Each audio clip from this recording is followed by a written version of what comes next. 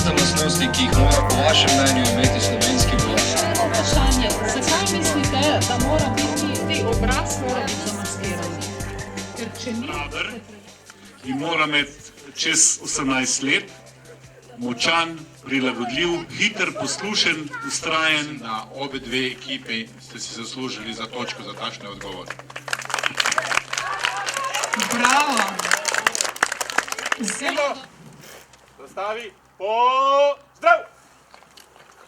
Živi naj vsi narodi, ki hrepeni dočakat dan, da ko